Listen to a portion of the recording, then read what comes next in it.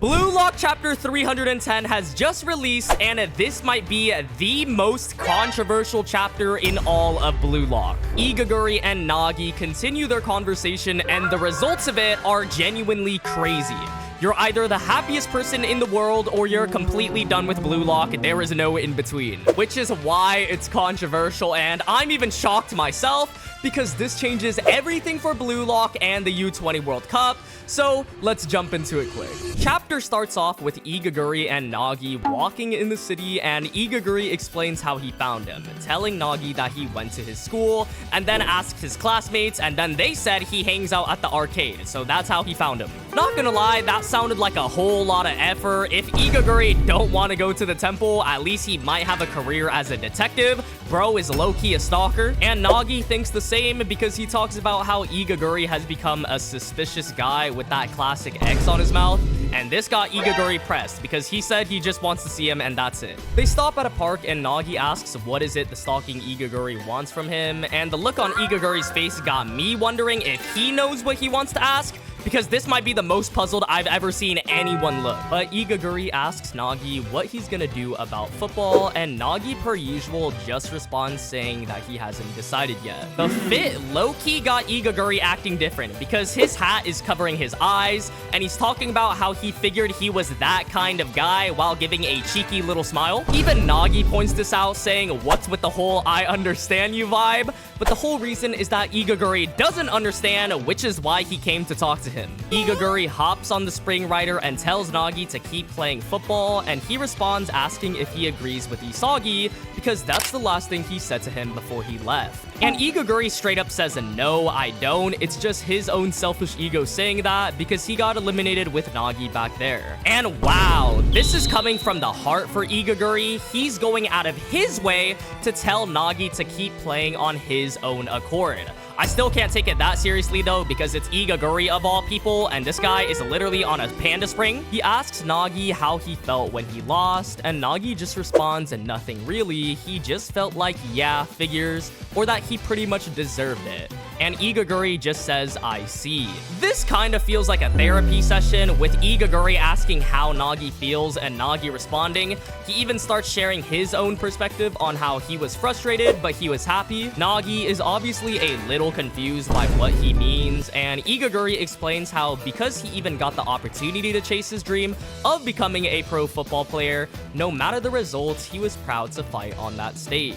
He fulfilled that dream, like Ego said, that alone was enough for him. What the hell happened to Igaguri, man? Bro got eliminated and became a stoic, a modern-day Shakespeare in the Blue Lock verse. I'm telling y'all, it's that fit. It got him moving different. Igaguri looks back and asks Nagi what about him? Was he satisfied? And Nagi responds by saying that even if you aren't satisfied, there are still things you have to give up on sometimes. I feel for Nagi because that's reality sometimes. You can't always pursue what you want, even if you didn't get everything you wanted from it. But Igaguri says screw all of that, flat out telling Nagi hell no.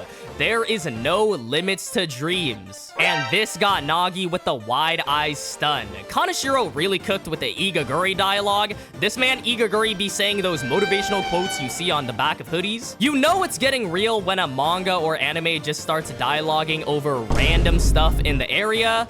Igaguri starts explaining what he thinks lies in a dream, that being the size of the vessel. The dream he had to become a pro was a big enough vessel to bet his life on, but for the vessel to be the best in the world, it was too small. So he felt satisfied when he left Blue Lock because he accomplished what he wanted. He says that Nagi is different though, and that he's guessing he's not satisfied at all. Igaguri looks at Nagi and tells him, "Quit sulking, genius. There is no such thing as a dream you can't have."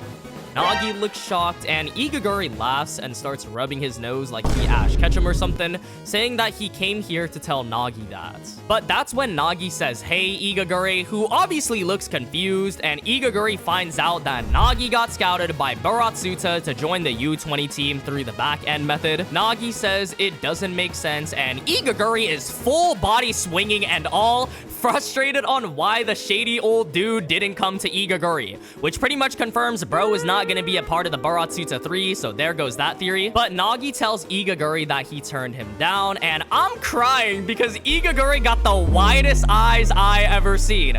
Bro was like Gon and Killua when they got caught by the Phantom Troop. Like, bro was genuinely bamboozled asking why. And Nagi explains that it's because he doesn't want to crush them. He can't betray BLUELOCK. Because one of Baratsuta's conditions was that he had to take down Ego and make Baratsuta the head of BLUELOCK. Igaguri asks if that's his only reason, and Nagi says yeah. To be honest, I would be denying it because of a whole other reason. Baratsuta, of all people, gets to manage your whole career and earnings. Like I said, the contract would be 99% goes to Baratsuta and 1% goes to Nagi. This man, Igaguri, is lost though at what Nagi is saying, and we get this priceless panel of him confused. He would be the one betraying BLUELOCK more than anyone in the world. At this point, everyone is confused because Nagi says huh with a question mark, and Igaguri starts talking about how Nagi made a pass at the very last moment and lost, doing the opposite of becoming the world's best striker, which is true. It literally goes back to the first example in BLUELOCK, passing instead of shooting. And my man is putting passion into this speech because he got hands out and everything. You can even see veins coming out of his forehead. Igaguri is starting to get pissed at what Nagi is saying. I'm in tears, bro, because how is Igaguri right about this? I get being a good person and all, not betraying BLUELOCK, but BLUELOCK is literally all about being selfish. And the reason why he got eliminated was because he wasn't and still isn't. So he hasn't learned his lesson and says, what would he think if he became obedient to Baratsuta? And Igaguri just says lame, and then he says, what will Reo and Isagi think? And Igaguri is just done with this guy. Even calling Nagi pathetic that he had the nerve to come back, and that if his dream is so weak that he'd give it up just because of what other people think, then he should just quit already. I ain't ever seen Igaguri move like this before. He must have took a page out of Isagi's book or something, because I don't think this was on anyone's bingo card. Igaguri calling Nagi pathetic. Nagi asks Igaguri if he's picking a fight, and Igaguri is standing on business because he says, I am, as he explains how his parents were against his dream, so when he joined BLUELOCK, he left home prepared either work at a temple for the rest of his life or become a pro football player, putting his dream and risks on scales. It's so serious that Igaguri hits the hands out pose and talks about how he fought with what he thought was focused determination on his dream. Humans can only commit when their intent and precision are perfectly balanced. So what the hell is Nagi doing? He can't even say what he wants to win. He's lost because he never thought about what would happen if his dreams didn't come true. He's so mad that his hat comes off and asks why is it Nagi and not him, grabbing him by his shirt and saying if he had his talent, he'd aim to be the best in the world, no matter how lame or painful it was, with tears welling up in his eyes and Nagi looking shocked. Damn, even if it's Igaguri, this is hitting because he had to risk it all, go against his parents' wishes, just to chase his dream, and even though Nagi has another opportunity, he still isn't taking it. So this crash out is low-key valid. You can just see how much it means to Igaguri if there is tears welling up in his eyes.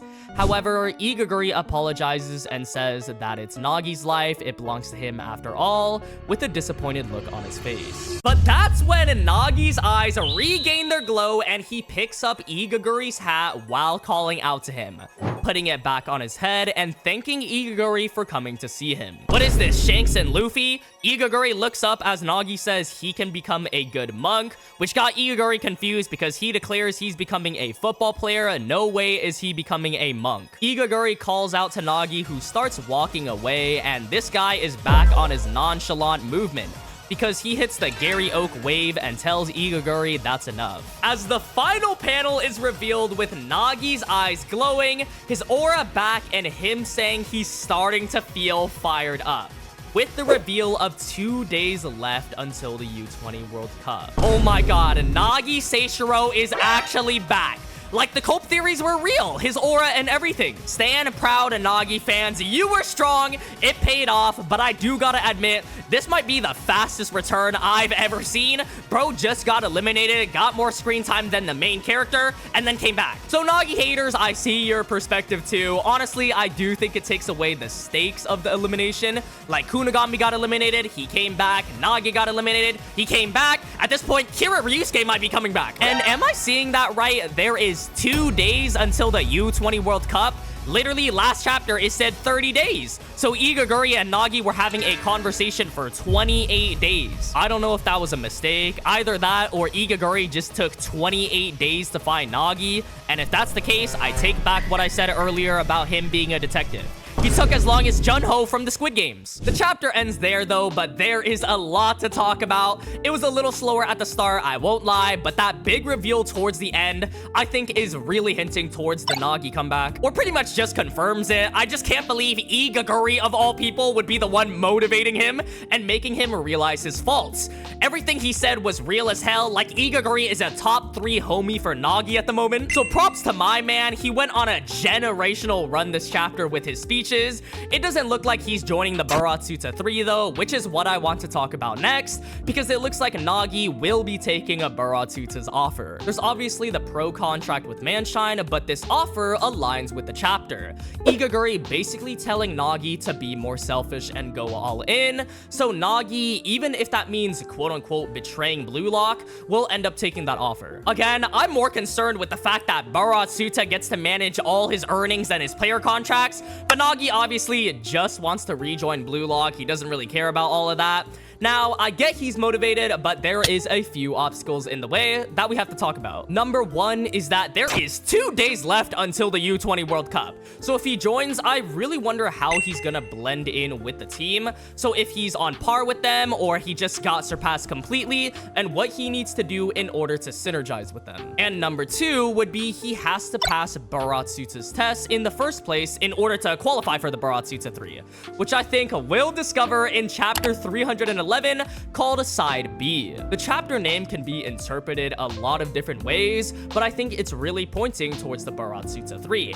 It could be like Side Baratsuta or B-Side, which is a secondary track for albums. It just has the word side, and we know the Baratsuta 3 are the side players and the top 23 are the main players. And now that Igaguri is pretty much confirmed not to be a part of the Baratsuta 3, it looks like Nagi is most likely one, Sai is pretty much confirmed to be one, and now there is an extra open slot, which will be most likely answered in the next chapter, which I'm excited for. Maybe it's a returning character like Kira Ryusuke. I know he's a very popular choice. He does fit the requirements the most, with him hating BLUELOCK. He'll align with Baratsuta's requirements very well, but Kira was also gone in the first 2 chapters. He could be a one and done character. They could also take this time to introduce someone new to the scene, or they might just make some random irrelevant character. I doubt that though, because I feel like they wouldn't waste a spot like that. As for Nagi, I'm excited to see him really play for himself now that he knows his mistakes. He got his fire back, and I'm interested to see where his character develops. I know a lot of people are unhappy with Nagi coming back so soon, but honestly, I don't really mind if they give him a really cool development and make his character stand out. The last thing I want to talk about is how soon are we going to get the U20 World Cup? We did time skip pretty much 28 days, and there is just 2 more days, so we might be getting it faster than we thought. I would have preferred to see a training arc where we get to see everyone's training pay off, you know, those ridiculous panels. It would have been a good time to give some development for other characters as well. More Reo, Kiora, even Fukaku Gen, just the characters that didn't get any highlight during the NEL. Now, I still think we'll see this final training camp before the World Cup, especially since Ego hyped it up last chapter. It's just gonna be in the form of flashbacks during the games, which I'm not complaining about. If that means we get to see the game sooner, that would be super hype. That about wraps it up for this video though. If you made it to the end, thank you so much for watching, and make sure to hit the subscribe button to stay up to date with everything BLUELOCK. YouTube really thinks you'd like this video right here, so be sure to check that out too. I appreciate y'all so much, and I'll see y'all in the next one.